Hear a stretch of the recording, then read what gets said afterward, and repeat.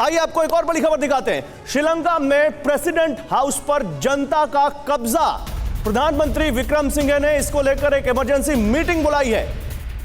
Assembly speaker को अंतरिम राष्ट्रपति बनाने का प्रस्ताव दिया गया है। राष्ट्रपति गोटाबाया राजपक्षे कभी भी इस्तीफा दे सकते हैं, ये सूत्र बता रहे हैं। खबर तो यह तक है कि गोटाबाया देश छोड़कर भाग गए हैं। कहां गए अभी ये पता नहीं, लेकिन एक बोट देखी गई जहां पर उनका सामान लोड होते देखा गया है।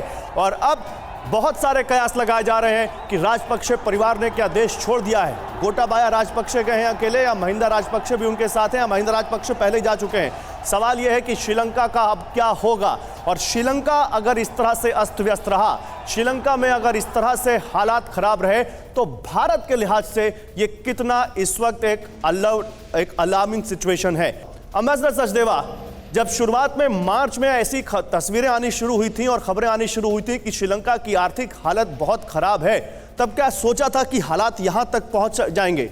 और अगर आज पहुंचे हैं तो किसको आप इसका जिम्मेदार मानते हैं? धन्यवाद गौरव।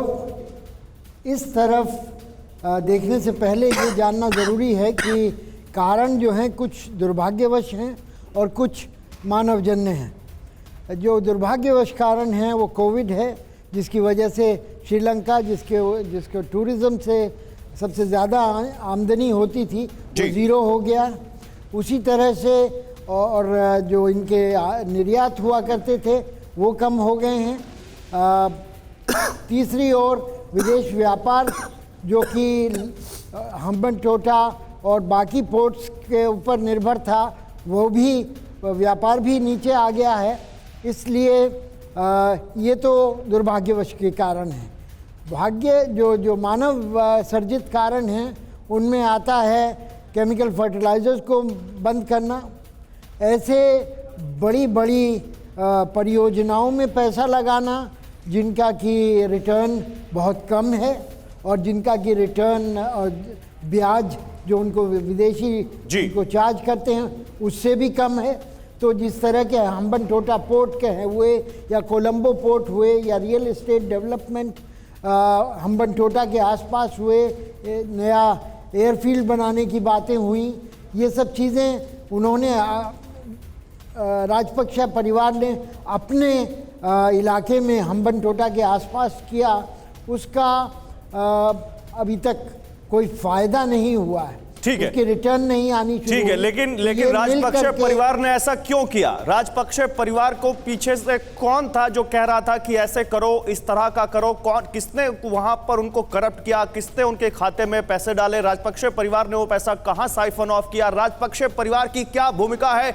और अगर 70% से ज्यादा बजट पर राजपक्षे परिवार का कंट्रोल था, राष्ट्रपति उनके घर में, प्रधानमंत्री उनके घर में, वित्त मंत्री उनके घर में, तमाम दूसरे मंत्रालय उनके घर में, तो वो क्या कर रहे थे? आइए इस पर बात करेंगे। लेकिन एक और बड़ी खबर, श्रीलंका संकट पर एक और बड़ी खबर आपके सामने।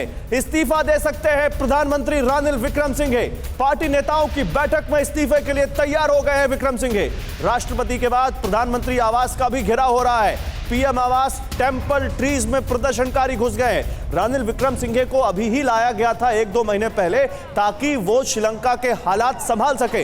रानिल विक्रमसिंघे इससे पहले भी देश में सत्ता चला चुके हैं और उनको पता था कि देश कैसे चलेगा, इसलिए ये उम्मीद थी कि रानिल विक्रमसिंघे श्रीलंका को इस दौर से बाहर लेकर आएंगे। लेकिन जैसे अब उनके आवास का घेराव हो रहा है, ये टेंपल ट्रीज श्रीलंका के प्रधानमंत्री का आवास, वहां भी प्रदर्शनकारी हाथ में श्रीलंका का ध्वज लिए, श्रीलंका का झंडा लिए पहुंच चुके हैं। अब देखिए कैसे वहां भी प्रदर्शनकारियों ने घेराव शुरू किया है। खबर है कि विक्रमसिंघे भी यहां अब दे सकते हैं अपना इस्तीफा। सुबह से ही श्रीलंका में मीटिंग्स का दौर जारी है और वो इस वक्त बैठक कर रहे हैं। मैं जनरल सोई के पास जाना चाहूंगा। जनरल सोई, राजपक्षे परिवार ने क्या लंका में आग लगा दी? ये माने, और ये क्यों ना माने कि राजपक्षे परिवार इसमें अकेला नहीं है।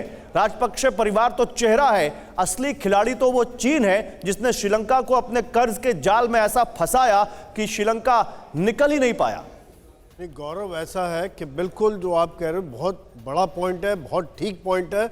और ये बात समझनी पड़ेगी जो बाकी देशों को भी कि जो चीन की डेब्ट ट्रैप डिप्लोमेसी है, जो उधार दे के अपने ट्रैप में फंसा लेने वाली जो डिप्लोमेसी, ये पूरी दुनिया आज समझ चुकी है। और जैसा कि जानते हैं, जैसे कि मिस्टर सचदेवा ने भी बताया कि किस प्रकार से उन्होंने जो नॉन रिटर्न, जिसमें कोई रिटर्न नहीं मिल रहा है, इस तरह की इन्वेस्टमेंट में चीन ने पैसा लगवाया। हम्बनटोटा जो पोर्ट है उसके बाद उसी पर कब्जा कर लिया।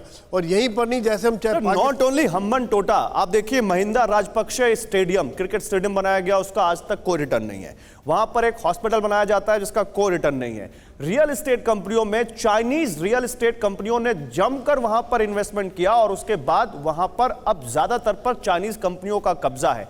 तो ये तो एक सोची समझी साजिश लगती है। नहीं, बिल्कुल जो आप कह रहे हो गौरव कि ये एक लॉन्ग टर्म प्लान चाइना की हमेशा से रही है, जो बाकी देशों में भी, यही नहीं, आप देखिए अफ्रीका के कंट्रीज़ हैं और जो बांग्लादेश है, यहाँ पर भी इस तरह से किया जाए। पाकिस्तान में चाहे वो CESC रोड बना रहा है या ग्वादर पोर्ट की डेवलपमेंट कर रहा है, ये सब चाइना का दुनिया में अपने जो पैसे की ताकत का इस्तेमाल करके जो डेवलपिंग कंट्रीज हैं वहाँ उनको फोर्स कर देता है। मैं इस पर लाना चाहूंगा अब कपिल सर को। कपिल सर, इतिहास गवाह है कि जब भी कोई पड़ोसी इस तरह से परेशान रहा है, उसके आसपास के लोगों को मुसीबत झेलनी पड़ी है। आज जब श्रीलंका के ऐसे हालात देखते हैं तो भारत के लिए क्या मैसेज देखते हैं उसमें, और इस वक्त भारत की क्या भूमिका देखते हैं आप? देखिए, सबसे पहले तो भारतीयों को बात जो समझनी होगी कि जिस देश के अंदर भी पारिवारिक रूल होगा, जहां परिवार राज करेंगे, और वो भी परिवार ऐसे राज करेंगे जो उन लोगों के साथ, जैसे वहां के परिवार ने चीन के साथ मिलकर के धोया है श्रीलंका को, तो भारत के अंदर ऐसी चीज रिपीट ना हो। हमारे यहां भी ऐसे राजनीतिक दल मौजूद हैं जिनकी चीन के साथ गुप्त संधि है और जिनके नेता कैम्ब्रिज में बैठ करके ये बयान देते हैं कि चीन अपने पड़ोसियों का सबसे ज्यादा ख्याल रखता है। आप देख लीजिए चीन अपने पड़ोसियों का क्या ख्याल रखता है, श्रीलंका में उसने क्या किया है, पाकिस्तान में उसने क्या किया है। दूसरी चीज, इस पे एक ध्यान दे, इसका परिप्रेक्ष्य बढ़ा करके, कि ये केवल श्रीलंका भारत की बात नहीं है, इसके ग्लोबल इंपैक्ट है इसका भारत के लिए, कि पाकिस्तान का क्या हाल हो रहा है, नेपाल में क्या हो रहा है, श्रीलंका में क्या हो रहा है, बांग्लादेश में क्या हो रहा है। क्या ये सब इसलिए भी कराया जा रहा है, इसके पीछे कोई ताकतें हैं कि इनका अफक, देखिए श्रीलंका से कल को रिफ्यूजी आएंगे तो कहां आएंगे, ठीक बात, भारत आएंगे। बर्मा से आएंगे तो कहां आएंगे, भारत आएंगे। बांग्लादेश से रोज आपके यहां इन्फ्लेक्शन होता है, और पाकिस्तान में भी कल को अगर ऐसे हालात जो डेवलप हो रहे हैं, वहां से भी अगर रिफ्यूजी भागे तो कहां भागेंगे। तो क्या भारत जो उभरती हुई एक ताकत है, इस ताकत के ऊपर आज अमेरिका और इनकी नजरें लगी हुई हैं कि ये न्यूट्रल क्यों है यूक्रेन वॉर के अंदर, हमारा गुलाम बन के हमारा क्यों नहीं साथ देता, तो भारत को तोड़ो। तो भारत के लिए और भारत की जनता के लिए इस समय एक बहुत जरूरी आवश्यकता है इस समय कि एकजुट होकर के इन फोर्सेस का सामना बड़ा अच्छा आपने कहा कि भारत को इससे कुछ अहम सबक लेना है, लेकिन फिलहाल श्रीलंका को कौन संभाल सकता है?